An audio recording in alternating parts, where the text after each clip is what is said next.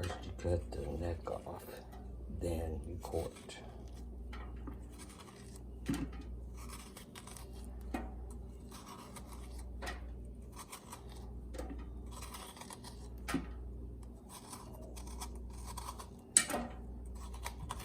Being careful not to cut through the skin.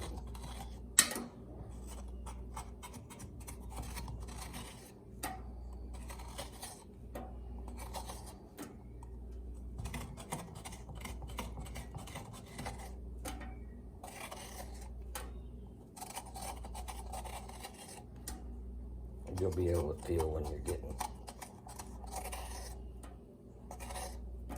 because it gets soft.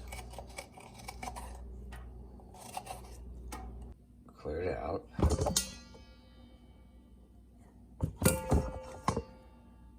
And I took the bottoms and the tops off. I'm gonna take these pieces and cut them real small, like that. Just taste testers. That way you know if these are done, the rest of it's done. Okay, so these are my little taste testers. I'm gonna put them in my pot. Then I have bell peppers. I have 3 of those.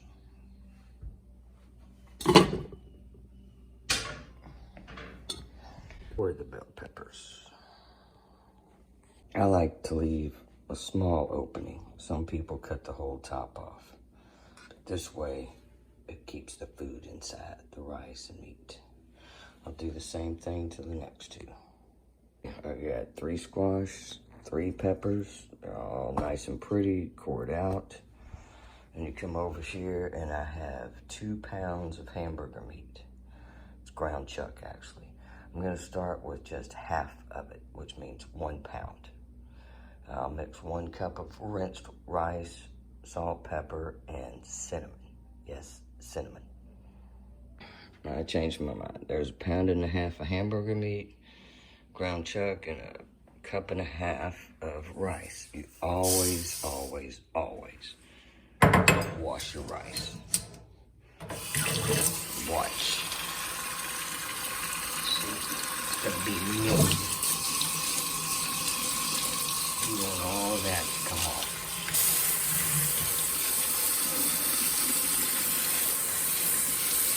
I'll finish this, mix it with the hamburger meat, ground chuck, and add salt, pepper, and cinnamon to taste. So I've added the salt, pepper, and here goes the cinnamon, just a little bit. And then I'm gonna mix it up. I know you probably didn't get that because I was not showing the thing. So now I'm gonna mix it up. All right, so I've mixed it up. The way that Grandma always taught me is you stick your finger in, pull it out, and taste it.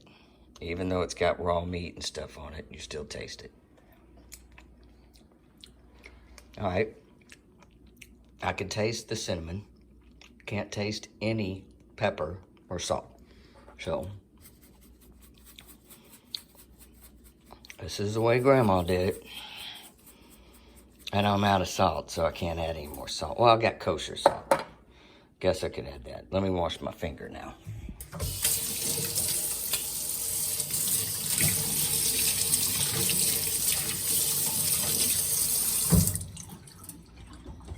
All right, mix this up.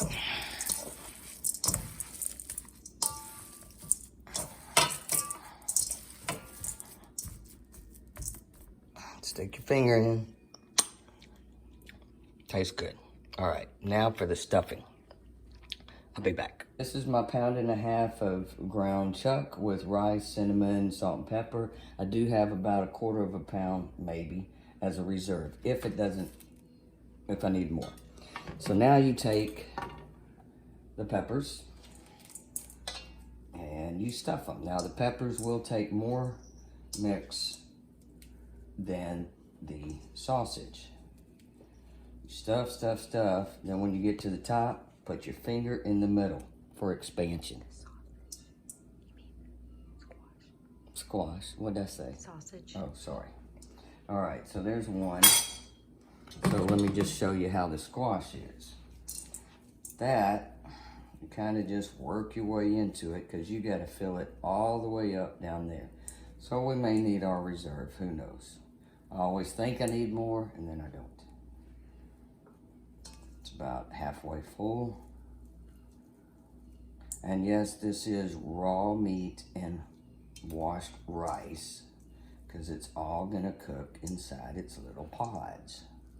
Again, stuff it, stick your finger in for the expansion. Put a little bit more in that one, but you don't want it to expand and bust the squash. So,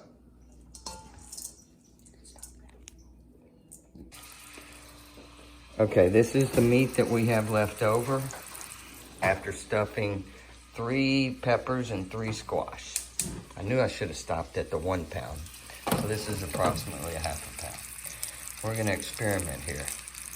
We're gonna sear these 3 meatballs and then cook them in a tomato sauce just as we are the other stuff. So we don't waste it.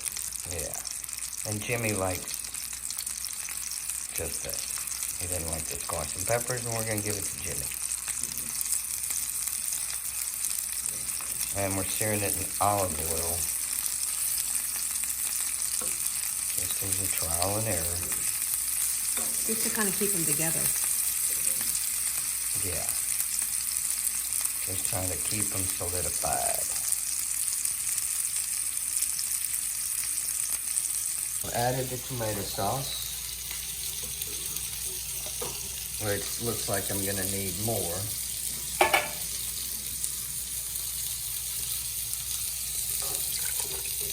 These are whole tomatoes.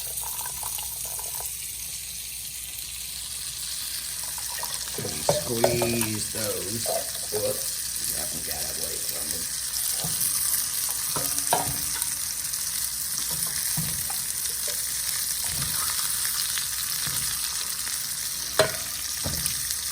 And then we're going to add another can of tomato sauce. And then, Deb's secret recipe, can of Rotel, just to give it a little kick. How's the things looking here? They're good. They're seared enough. And now I'm going to put them, turn it off, and put them into the pot. Sounds good.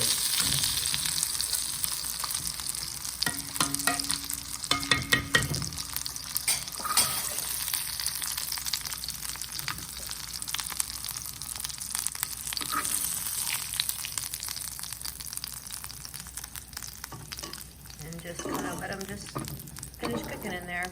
Alright, so over here we have, I put the bell peppers in, and you could see the sauce is not going to cover them up, which means I need another can.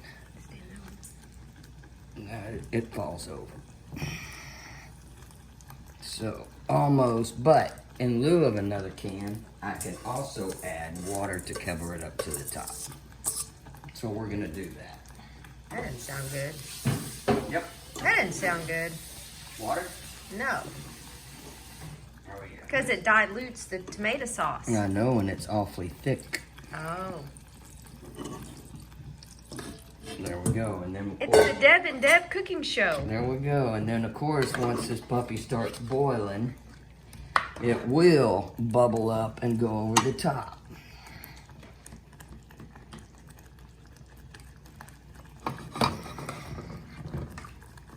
Now let me go see if we have a small can of tomato sauce. If not, that means a big one.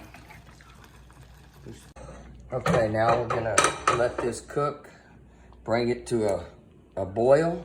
Once it boils, we put the lid on it for 45 minutes. We could turn it down to simmer and forget about the water. I mean, if you have a real thick paste, like if I'd used tomato paste, the water would have been perfect. But I went ahead and opened up another can, huge can of tomato sauce, and it's still fine. It does have a tomatoey taste. All right, so that's it. We're just waiting on this puppy to boil. Once it starts bubbling, put this lid on, turn it down to low 45 minutes. That's it. 45 minutes later, it's ready. That's it. Good luck. When it starts foaming up like that, it's fixing to come to a good boil. Once it boils, put the lid on it, turn it down to simmer, wait 45 minutes. This is the little concoction that we're experimenting with. It's kind of cooking too fast for me, but we'll see. This is the finished product. I got some to go for Ronnie. That's one bell pepper, by the way, and Jimmy's. And the rest of it is right here. There's squash. There's a bell pepper. And there's a bell pepper. So we should have, oh, here it is. There's the other squash. Done.